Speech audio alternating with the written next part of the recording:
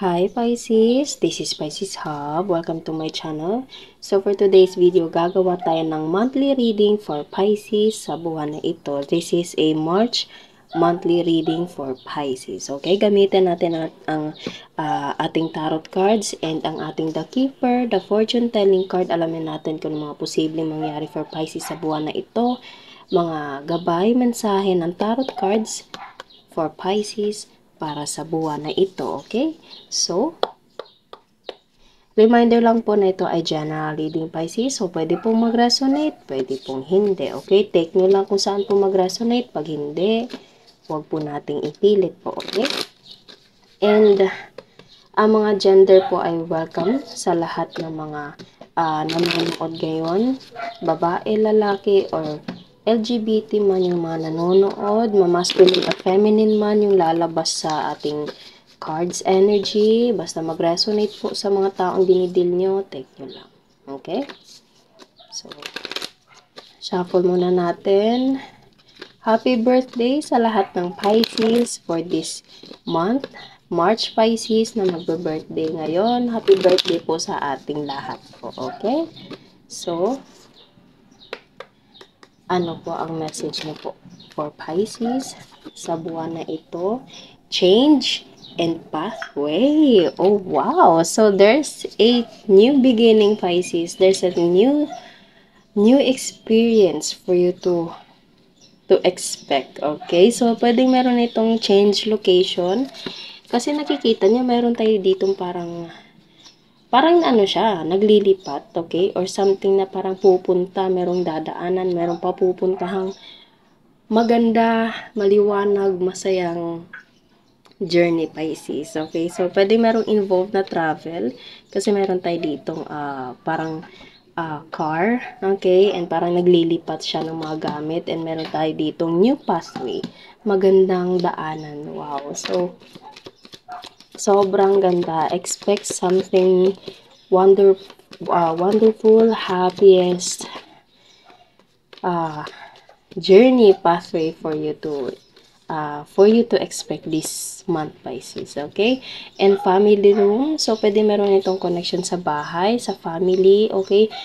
Okay, so sa nakikita ko, meron tayo ditong parang mga sala, parang mga gamit sa bahay, sa loob mismo ng bahay, and meron tayo ditong parang sasakyan na naglilipat siya, okay? So, itong paglilipat na ito, itong traveling na ito, itong change location na ito, papunta siya dito sa family room, okay? So, this is the new journey, new experience, new path na possible, pwedeng mangyari for Pisces for this month. Okay, so pwedeng merong maglilipat sa buwan na ito, pwedeng merong travel sa buwan na ito, Pisces. Okay, and there's a new beginning. Wow. And coffin. Huwag matakot pag lalabas to po, okay? Kasi hindi yan literal. It's like more on there's an ending of a cycle, and at the same time there's a new beginning for you to expect, Pisces. Wow. Marriage. Bottom of the deck is marriage. Okay. So, meron na itong connection sa new journey for you in life, Pisces. Sa nararamdaman ko, itong coffee na to, hindi to siya parang,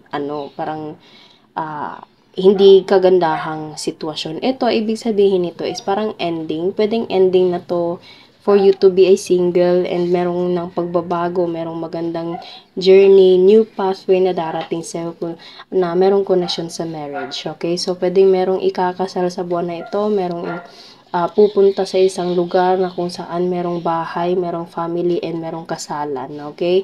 So, pwedeng bigla ko naririnig yung word na magbubukod na kayo. Okay, pwedeng sasama ka na sa asawa mo, Pisces. Okay, nakikita niyo merong lalaki dito na nagbubuhat ng mga gamit, and meron dito, etong groom na ito, or pwedeng ikaw po to, itong si groom na nandito, which is, siya yung magbubuhat ng mga gamit niyo papunta sa family room na ito.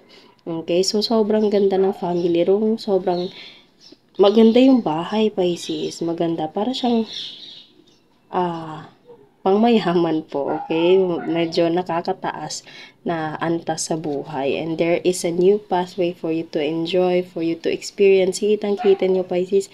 sobrang liwanag ng araw na naghihintay sa'yo. Para siyang light at the end of the tunnel. And wow, sobra mo itong ma-e-enjoy. And there is something na ending. Ito ay ending for you.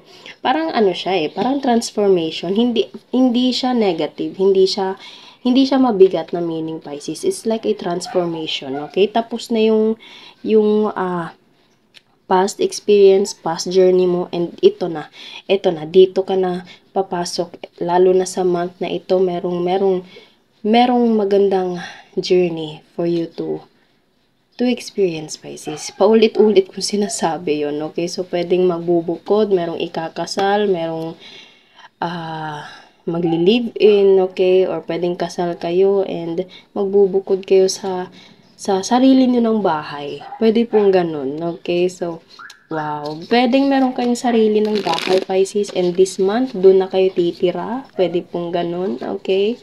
And you will enjoy this new path na naghihintay sa'yo, Pisces, kasama itong taong mahal mo.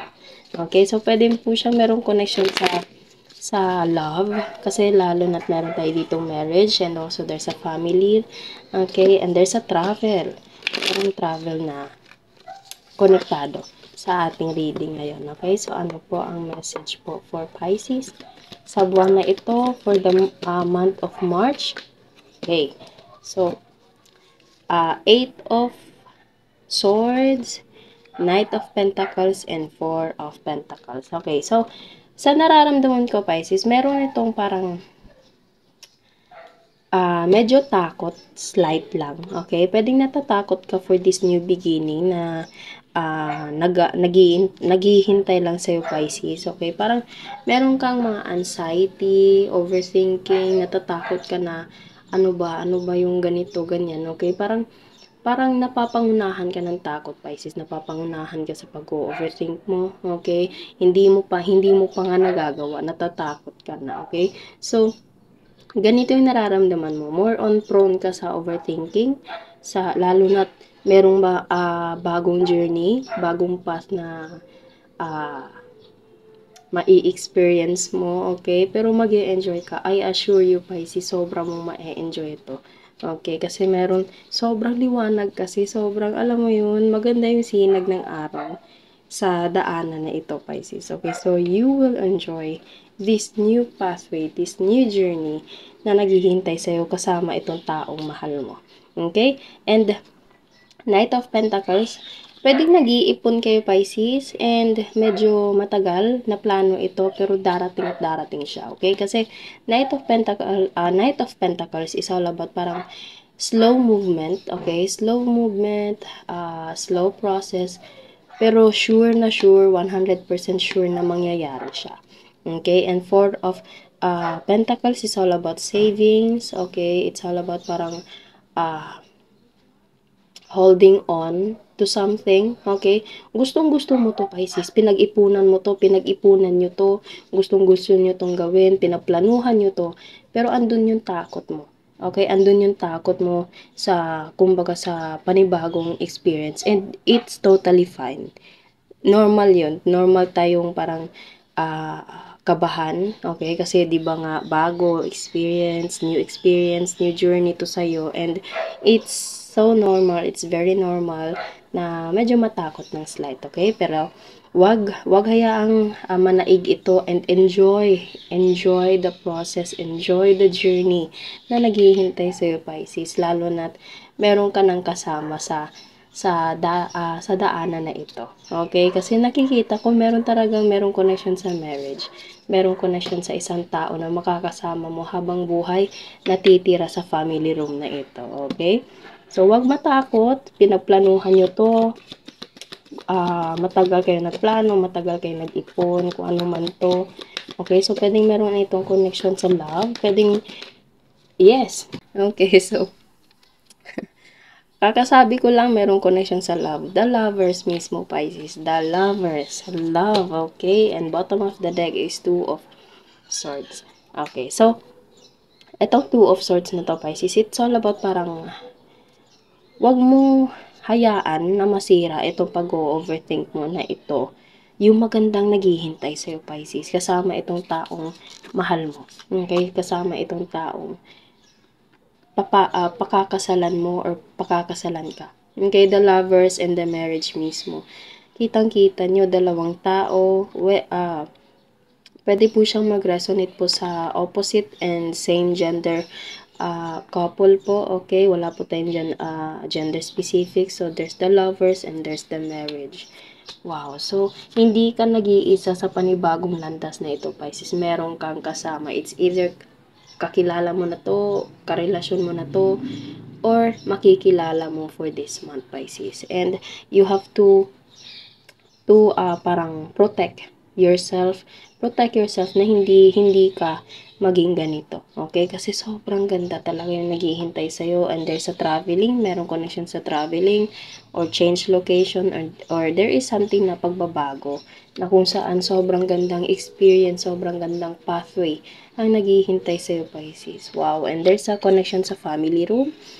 So pwedeng merong lilipat sa panibagong bahay, and sobrang gandang bahay yung titirhan yung dalawa, okay? Pinaplanuhan nyo to, matagal nyo tong gustong gawin, and ngayon, parang parang minsan naririnig ko, parang malapit na siya sa ine-expect mo. Meron kang expectation, pero mas malapit pa. Yung, alam mo yun, hindi ko, I hope na nyo po, okay? Kumbaga, andun pa rin yung gulat, yung excitement na meron ka nang ine-expect na araw, na buwan, pero mas malapit pa pala. Alam mo yun? Sana niyo po, okay? Ganun yung gustong sabihin. And this coffin card is all about parang transformation. Hindi siya mabigat na energy. Hindi ko nararamdaman yung bigat nito. It's all about transformation for you to enjoy this new pathway na naghihintay sa Pisces. Kasama itong taong mahal mo, itong taong nagmamahal sa'yo. Okay? Matagal nyo itong pinagplanuhan, pinag-ipunan,